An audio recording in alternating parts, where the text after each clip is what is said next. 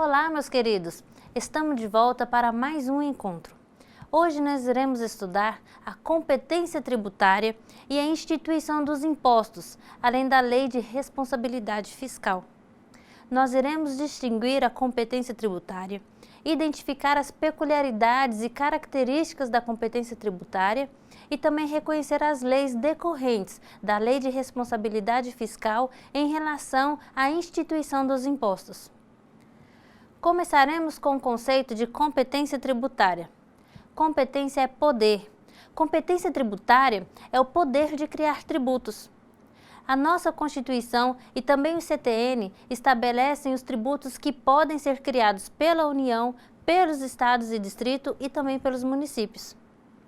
A Constituição Federal, nos seus artigos 145 e do 153 até o 156, estabelece a competência tributária, dividindo os tributos em federais, estaduais e municipais. No CTN, a competência é tratada nos artigos 6º ao 8º. Vejamos alguns exemplos. São tributos da União: imposto de importação, imposto de exportação, imposto de renda, imposto sobre produtos industrializados, também chamado de IPI, imposto sobre a propriedade territorial rural, o ITR, a Previdência Social, o INSS, o Fundo de Garantia por Tempo de Serviço, o FGTS e as taxas de contribuição de melhoria. São tributos do Estado: imposto sobre transmissão, causa-mortes e doação, o imposto sobre a propriedade de veículo automotor e também as taxas e contribuições de melhoria. Temos ainda os tributos cuja competência cabe ao município, como, por exemplo, o Imposto Predial Territorial Urbano, o IPTU, e o Imposto sobre a Transmissão de Bens Imóveis, o ITBI. Entendido o conceito e verificado alguns exemplos, vamos ver agora quais são as características da competência tributária. A primeira delas é a privatividade, que é a exclusividade da pessoa política na instituição da sua competência. Privativo é exclusivo. Lembrem-se do estacionamento privativo para idosos, para gestantes, para os portadores de necessidades especiais. Somente estas pessoas é que podem usar a vaga. Apenas a União detém a privatividade porque há algumas situações em que ela pode invadir a competência dos estados e dos municípios. Leiam posteriormente os incisos 1 e 2 do artigo 154 da Constituição. Uma outra característica é a indelegabilidade. Um ente político não pode transferir a sua competência para o outro. Incaducabilidade. O ente político não perde a sua competência tributária caso não a exerça. Ele pode fazê-la a qualquer tempo. Assim, por exemplo, o imposto sobre grandes fortunas de competência da União ainda não foi criado. Entretanto, nada impede que a União crie uma lei instituindo tal imposto. Inalterabilidade. O ente político não pode criar leis alterando a sua competência tributária. A Constituição é a norma máxima, não pode uma lei inferior modificá-la. Irrenunciabilidade. O ente político não pode renunciar à sua competência tributária. A ele é permitido, no máximo, o não exercício deste direito, visto que a competência é dotada de incaducabilidade. Facultatividade. Segue o mesmo sentido da incaducabilidade e da irrenunciabilidade. O ente político não é obrigado a exercer a competência. Ele o faz de acordo com a sua conveniência e oportunidade. Intransferibilidade. A competência tributária de um ente político não pode ser transferida para outro ente. Estudaremos agora as espécies de competência tributária. São 3. A competência exclusiva ou privativa, a competência residual e a competência comum. Na competência exclusiva, a Constituição Federal nomina qual ente federativo tem a competência para instituir o tributo. é aquela cuja titularidade pertence a apenas um ente político, sendo vedada aos demais. Como exemplo de competência exclusiva, temos a União com os empréstimos compulsórios, os estados com o IPVA e os municípios com o IPTU. A competência tributária residual está descrita no artigo 154, inciso 1 da Constituição Federal, que fala o seguinte: a União poderá instituir, mediante lei complementar, impostos não previstos no artigo anterior, que são os impostos de sua competência, que eu já mencionei alguns, desde que sejam não cumulativos e não tenham fato gerador ou base de cálculo próprios dos discriminados nesta Constituição.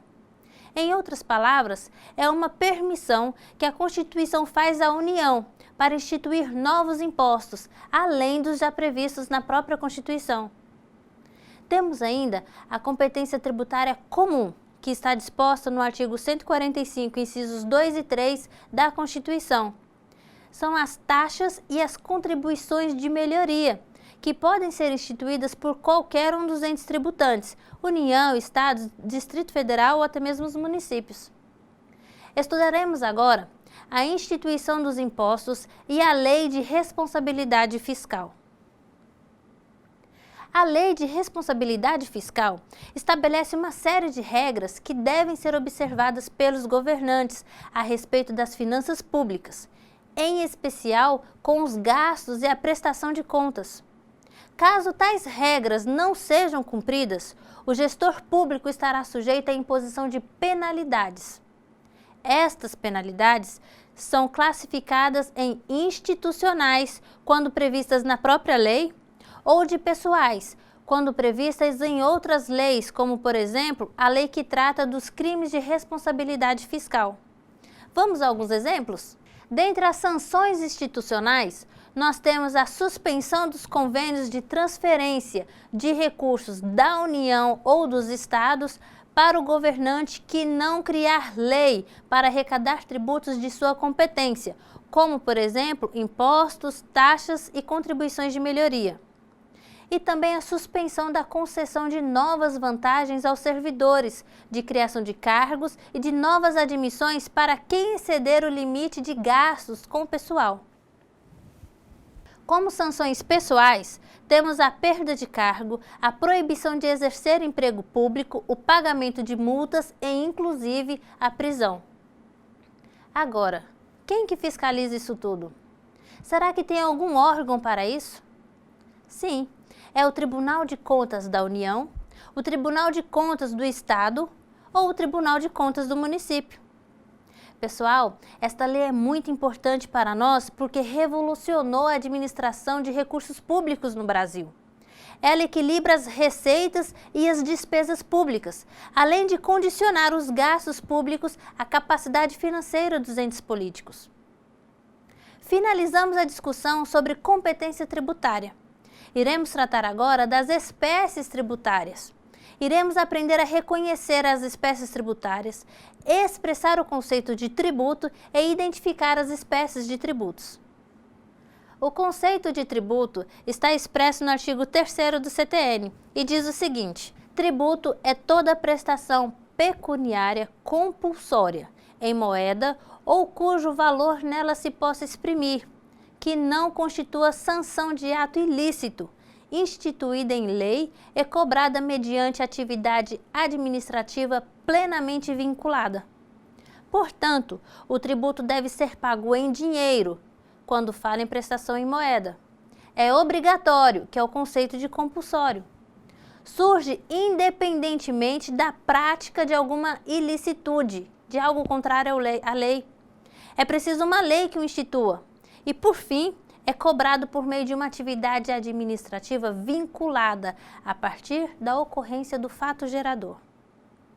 Os tributos podem ser classificados em 5 espécies: impostos, taxas, contribuições de melhoria, empréstimos compulsórios e contribuições sociais. Esta divisão em 5 espécies é chamada de teoria pentapartida. Vamos agora estudar cada uma dessas espécies. Começaremos pelos impostos. O CTN, em seu artigo 16, traz para nós o conceito de imposto. imposto é o tributo cuja obrigação tem por fato gerador uma situação independente de qualquer atividade estatal específica relativa ao contribuinte. A cobrança dos impostos tem por finalidade fazer frente aos gastos públicos de forma geral, não havendo uma vinculação da receita a uma determinada atividade do ente tributante.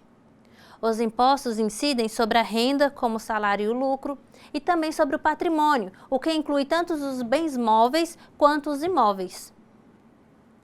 As taxas estão dispostas no caput do artigo 77 do CTN. As taxas cobradas pela União, pelos Estados, pelo Distrito Federal ou pelos municípios, no âmbito de suas respectivas atribuições, têm como fato gerador o exercício regular do poder de polícia, ou a utilização efetiva ou potencial de serviço público específico e divisível prestado ao contribuinte ou posto à sua disposição. Olhem aqui quanta diferença que tem entre taxa e imposto. O imposto nós vimos que ele é cobrado sem qualquer resposta do ente tributante, sem qualquer retorno específico. E o pagamento ainda é compulsório. Na taxa as coisas mudam um pouco de figura. Para o ente tributante cobrar determinada taxa, ele tem que oferecer uma retribuição, algum benefício para o contribuinte. E caso ele não ofereça, o sujeito passivo da relação poderá recusar-se ao pagamento, justamente sob essa alegação. Temos como exemplo a taxa de iluminação pública e a taxa de limpeza pública. Uma outra coisa muito importante aqui na taxa é que os recursos obtidos com a arrecadação estão vinculados à respectiva atividade que justificou a sua cobrança. Então, os recursos levantados com a cobrança da taxa de limpeza pública somente poderão ser gastos na limpeza pública. A contribuição de melhoria, ela está expressa no artigo 81 do CTN, que diz o seguinte: a contribuição de melhoria cobrada pela União, pelos Estados, pelo Distrito Federal ou pelos municípios, no âmbito de suas respectivas atribuições, é instituída para fazer face ao custo de obras públicas de que decorra valorização imobiliária, tendo como limite total a despesa realizada e como limite individual o acréscimo de valor que da obra resultar para cada imóvel beneficiado. Portanto, a contribuição de melhoria se dá em razão da valorização de um imóvel mediante a realização de uma obra pública. Importante lembrar que o ente tributante não pode arrecadar no total valor maior do que aquele que ele gastou na obra. Do mesmo modo, o contribuinte não é obrigado a pagar um valor maior que a valorização que o seu imóvel sofreu. Como exemplo de contribuição de melhoria, é a cobrança que o município faz ao morador que teve a sua rua asfaltada. A quarta espécie de tributo é o chamado empréstimo compulsório, que está previsto no artigo 148 da Constituição. A União, mediante lei complementar, poderá instituir empréstimos compulsórios para atender a despesas extraordinárias decorrentes de calamidade pública, de guerra externa ou sua iminência. E também no caso de investimento público, de caráter urgente e de relevante interesse nacional, observado o disposto no artigo 150, inciso 3, a linha B. O parágrafo único fala ainda que a aplicação dos recursos provenientes de empréstimo compulsório será vinculada à despesa que fundamentou a sua instituição. Como o próprio nome já diz, o empréstimo é compulsório, ou seja, obrigatório. O contribuinte ele não pode escolher não emprestar.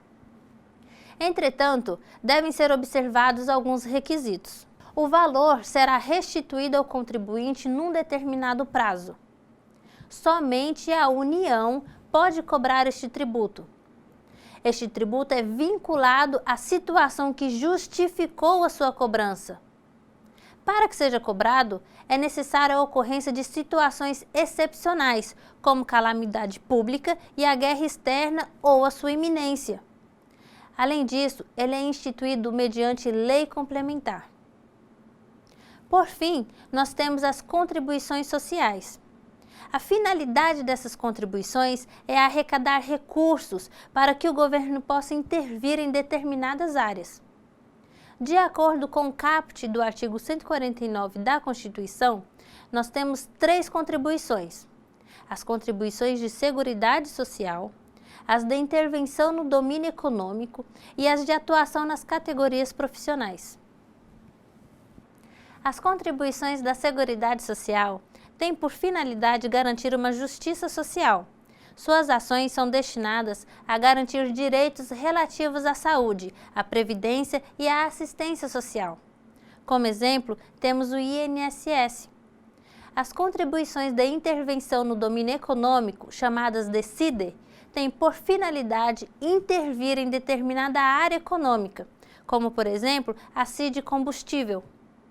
As contribuições de interesse de categoria profissionais ou econômicas são instituídas em favor de determinadas categorias profissionais ou econômicas, como, por exemplo, temos as contribuições sindicais e a anuidade da OAB.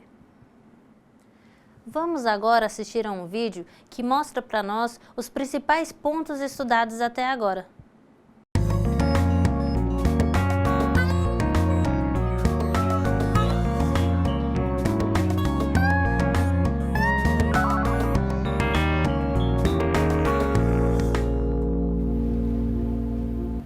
Olá! A Secretaria do Tesouro Nacional acaba de completar 30 anos. A instituição é responsável pela administração e utilização dos recursos financeiros que entram nos cofres do Estado brasileiro. Recursos que têm origem principalmente no dinheiro dos impostos pagos pelos cidadãos.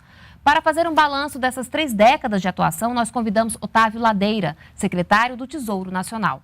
Olá, muito obrigada pela sua presença. Seja bem-vindo, secretário. Eu que agradeço, Carla, pela presença, pela oportunidade de estar aqui falando com vocês. Bom, quando a gente pensa em economia, logo vem à cabeça Banco Central, o guardião da nossa moeda, e também o Ministério da Fazenda, que é quem planeja, executa, enfim, a política econômica, Onde é que se encaixa a Secretaria do Tesouro Nacional? O Tesouro Nacional foi criado em 10 de março de 1986, como você falou, está completando 30 anos. O objetivo original dele foi ser criado para garantir que o fluxo de recursos, entre o que nós arrecadamos, a Receita Federal arrecada os recursos, a grande maioria dos recursos públicos, e os ministérios executam. O Tesouro Nacional é aquele que faz o meio do caminho, entre o recebimento dos recursos e o seu gasto pelos ministérios. Mas é mais do que isso, não é apenas uma tesouraria. Ele garante que a meta fiscal, ou seja, aquela poupança que vai sobrar depois de todos os recursos arrecadados serem transferidos, que essa poupança seja garantida pelo governo para equilibrar a dívida pública, evitar que a dívida pública atinja níveis não sustentáveis. Bom, esse trabalho de vocês também alcança estados e municípios? Nosso trabalho é mais amplo. Ao longo do tempo, nós ganhamos uma amplitude muito maior do que apenas, não desmerecendo, obviamente, o valor do controle financeiro, das contas do governo central, do governo federal, mas nós ganhamos outras atribuições muito relevantes. Uma delas é o relacionamento com estados e municípios. Quando renegociamos a dívida deles, principalmente a dívida de 1997, depois com a Lei de Responsabilidade Fiscal em 2001, que nós ganhamos um protagonismo muito grande no relacionamento com os estados e municípios, sendo uma espécie de FMI dos estados e municípios, garantindo que também eles tivessem uma boa solvência nas suas contas. Bom, você falou em governo central e fala-se muito também em dívida pública da União, dívida interna, dívida externa. Eu queria que você exemplificasse para a gente, detalhasse para a gente poder entender melhor esses 2 termos. A gestão da dívida pública é a terceira das nossas grandes funções. Nós começamos a gerenciar a dívida pública já no início da década de 90, depois, em 2005, nós trouxemos para o Tesouro Nacional do Banco Central a responsabilidade pela dívida externa. Então, hoje, o Tesouro Nacional gerencia toda a dívida pública do governo federal, seja a dívida interna, seja a dívida externa. Nós estamos falando de quase 3 trilhões de reais em dívida pública administrado pelo Tesouro Nacional. Inclusive, o Tesouro Direto, que é um programa muito famoso, gerenciado diretamente pelo Tesouro Nacional. Inclusive hoje, quando a gente fala em investimento, uma das opções é o Tesouro Direto, Exato. O cidadão hoje conhece o Tesouro Nacional. Era um dos objetivos quando criamos o programa Tesouro Direto, é chamar a atenção para o Tesouro Nacional, para o cidadão conhecer um pouco mais do Tesouro Nacional e dar uma oportunidade de investimento que eles não tinham tradicionalmente nas instituições financeiras. Hoje ele pode adquirir um título com as mesmas características e a mesma remuneração que uma instituição financeira pode adquirir. Foi uma grande ideia do Tesouro Nacional em 2002, O programa aí está completando mais de 10 anos, já completou quase 14 anos agora, está com aproximadamente 30 bilhões de recursos já adquiridos pelos cidadãos em títulos públicos do Tesouro Nacional. Bom, e no jargão aí de vocês, economistas, né, é uma opção para quem não é conservador, não é isso? Tem opções diversas. Na verdade, tem para aqueles que gostam de arriscar um pouco mais para ganhar um pouco mais de dinheiro, mas também tem opção para o conservador, sim. O nosso título flutuante, né, indexado à LFT, a taxa Selic, uma linguagem técnica, mas rapidamente o cidadão aprende. Não é à toa que nós estamos batendo recorde de venda. Tem opção também para aquele que é mais conservador, que aplicaria em poupança, se ele quiser ir para o nosso título também. Tem aquele título que tem pouca volatilidade e uma boa rentabilidade. Bom, já são 30 anos de existência, né? O que mais marcou, né, durante essas 3 décadas? Foram muitos momentos, né? Assim como na vida de um cidadão, 30 anos tem várias boas lembranças, nós também temos muitas boas lembranças. Eu acho que a assunção e responsabilidade pelo controle da dívida dos estados e municípios, que nós fizemos a partir de 1997, a assunção da dívida interna e depois da dívida externa, que centralizou no Tesouro a partir de 2005, o fato de nos termos nos tornado o órgão de contabilidade centralizando a contabilidade de todo o setor público no Tesouro Nacional e a própria aumento da eficiência da gestão do caixa do governo. Eu acho que cada um desses 4 grandes temas teve seus momentos, seus ápices aí ao longo desses 30 anos. E a gente pode falar também da criação do CIAF também, muito importante, né? Muito, não só no sentido de ser um sistema que centralizou todo o fluxo orçamentário e financeiro, principalmente financeiro do governo, mas também por ser um acesso democrático ao cidadão. Hoje qualquer cidadão pode ter acesso ao CIAF em diferentes graus de complexidade e acesso, mas o congressista, por exemplo, ele tem acesso pleno a todas as informações do CIAF, muitas instituições, organizações não governamentais que trabalham com questão de transparência pública acessam os dados do CIAF para dizer ao cidadão onde o governo está gastando, em que o governo está gastando. Então, o CIAF, e desde a sua origem, o CIAF, desde a sua construção lá no início, já foi construído com o desenho de ser um instrumento de transparência para todos os cidadãos. Bom, então, dentro, né, dessa estrutura da nossa economia, vocês estão mais ligados ao Ministério da Fazenda.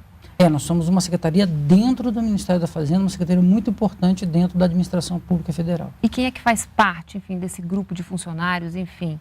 São pessoas da casa, são pessoas que vêm de fora? Como é que é o quadro de pessoal que atua dentro do Tesouro Nacional? Quando o Tesouro Nacional foi constituído, ele não tinha quadro próprio. O quadro dele foi sendo construído ao longo do tempo.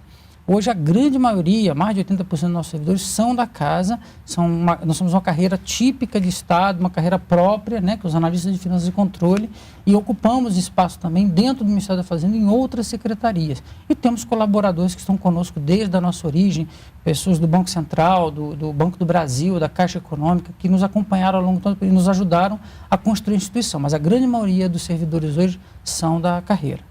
Bom, a gente já tinha falado um pouquinho sobre a lei de responsabilidade fiscal, você já tinha mencionado, mas eu queria saber como é que essa lei se encaixa dentro do trabalho de vocês. É uma ferramenta essencial para esse trabalho que vocês fazem? A lei de responsabilidade fiscal ela foi muito importante para a construção de muitos dos procedimentos que hoje nós executamos. Ela também criou regras, limites, que hoje nós monitoramos, em particular de estados e municípios, né? Muitos dos seus indicadores foram construídos a partir de determinações da Lei de Responsabilidade Fiscal.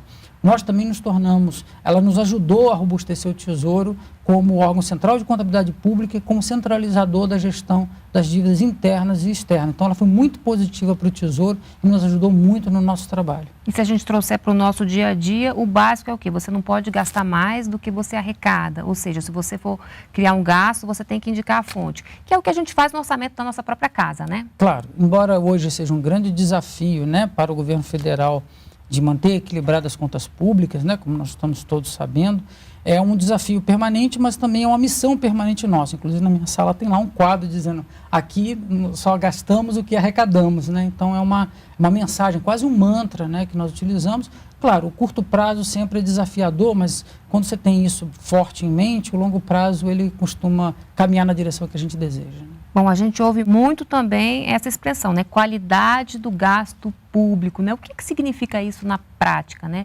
O que é ter um gasto público com qualidade?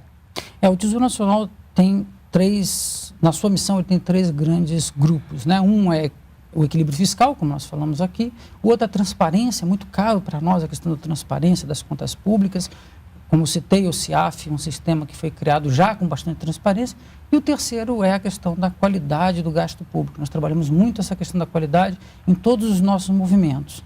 É basicamente você trabalhar a questão da economia, da eficiência, da equidade, sempre procurando saber se eu posso fazer aquilo de uma maneira mais eficiente, aquela é a melhor forma de fazer aquela despesa pública, aquele programa público, o que eu estou gastando para fazer atingir o meu objetivo, é muito mais do que seria o razoável para um cidadão.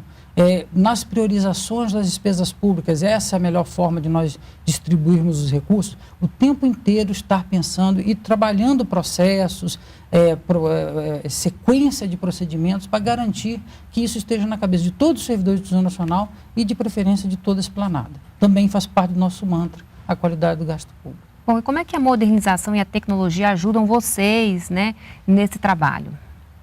De várias formas, né? A questão de receber dados com rapidez, de ter acesso a informações que estão disponibilizadas em diversos sites, né? Com informações públicas. Recentemente, nós aperfeiçoamos um sistema que nós temos, que se chama SICONF, onde todos os estados e municípios vão lançar as suas informações de estatísticas, de acordo com a nossa taxonomia, linguagem mais do economês, mas assim, vão lançar a informação no sistema do jeito que nós queremos e com isso nós vamos ter informação de qualidade para poder fazer a avaliação da situação fiscal deles. Então, a tecnologia nos ajuda de diversas formas. Inclusive, lançamos também recentemente o Tesouro Transparente, que é um sistema onde você consegue um conjunto muito grande de dados sobre as contas públicas, para poder fazer pesquisas, poder fazer uma série de análises, também é uma forma da tecnologia trabalhar a nosso favor. Agora, secretário, de que forma o cidadão comum, ele sente os reflexos desse trabalho desenvolvido por vocês? O nosso trabalho é um trabalho silencioso, mas muito importante. No momento em que nós somos mais do que apenas uma tesouraria, que recebe de um lado da Receita Federal os recursos e do outro passa para os ministérios, nós estamos tentando controlar de tal maneira que no final a poupança que sobra é aquela que o governo entende que é necessária para estabilizar a dívida. No momento que nós monitoramos estados e municípios para que eles não entrem em desequilíbrio fiscal e coloquem os seus cidadãos numa situação delicada mais à frente, no momento que nós gerimos bem a dívida pública federal, né, de maneira silenciosa, a gente ajuda a melhorar as finanças públicas do país e contribui, né, para a nação no âmbito da nossa missão. Bom, depois de fazer um balanço desses 30 anos, né, quais são os desafios futuros? São muitos os desafios, mas todos muito positivos e em particular, a questão da qualidade do gasto, a gente tem que avançar bastante, transparência, a nossa missão é uma labuta diária, um trabalho diário de aperfeiçoamento. E permanente, né? E permanente, e que bom que seja permanente, porque nós estamos sempre buscando novos desafios, estamos sempre acreditando que podemos melhorar. Tá certo, então, muito obrigada pela sua participação aqui no NBR Entrevista e até uma próxima oportunidade. Obrigado. Bem, outras informações então sobre esse assunto na página do Tesouro Nacional. E se você quiser rever essa entrevista, é só acessar o canal da TV NBR no YouTube. Muito obrigada pela companhia e a gente se encontra no próximo programa. Continue aqui com a gente na NBR, a TV do Governo Federal.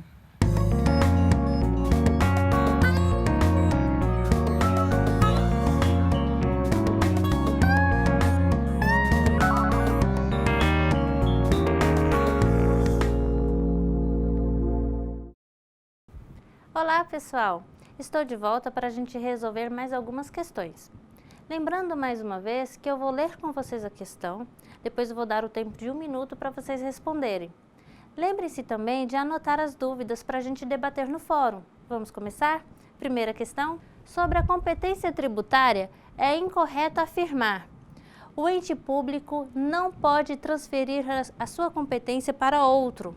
Letra B, a competência se perde no tempo quando não exercida.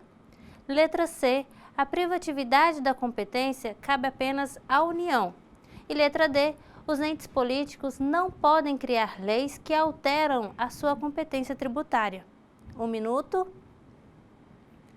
Vamos relembrar algumas características da competência tributária. Privatividade é a exclusividade da pessoa política na instituição de sua competência. Quem detém a privatividade é apenas a União. Indelegabilidade. Um ente público não pode transferir a sua competência para outro. Incaducabilidade. A competência não se perderá, mesmo que o ente político não a exerça. Inalterabilidade. Os entes políticos não podem criar leis que alteram a sua competência. Voltando para a questão, sobre a competência tributária, é incorreto afirmar. Letra A. O ente público não pode transferir a sua competência para outro, verdadeiro. Letra B. A competência se perde no tempo quando não exercida, errado. Ela não se perde. Não se perde. Letra C.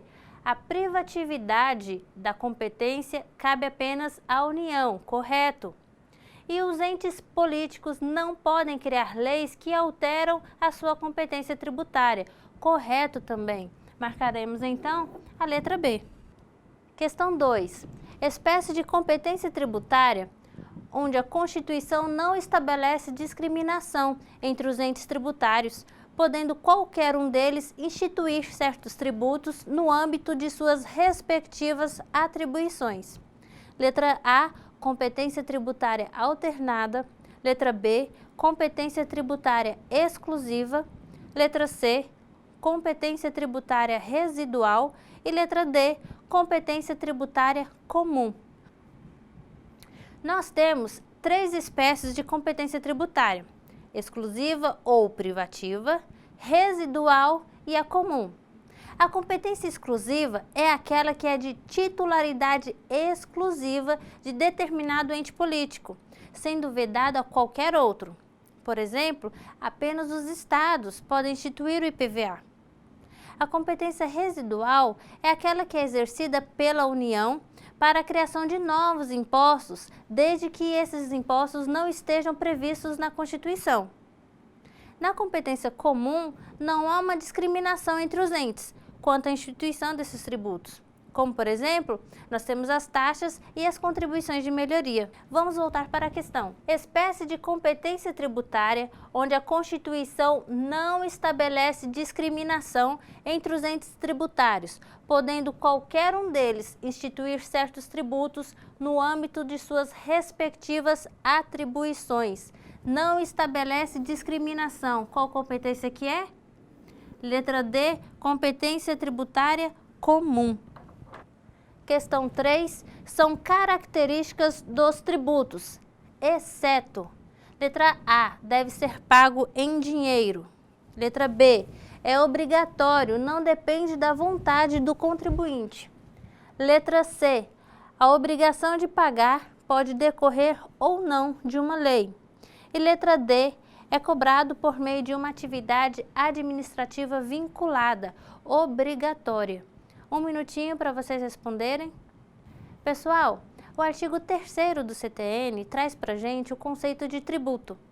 Tributo é toda prestação pecuniária compulsória. Compulsório é o mesmo que obrigatório. Deve ser pago em moeda ou cujo valor nela se possa exprimir, que não constitua sanção de ato ilícito. Instituída em lei, é preciso uma lei para que o tributo seja exigido. É cobrada também mediante atividade administrativa plenamente vinculada. Qual que é a resposta, então?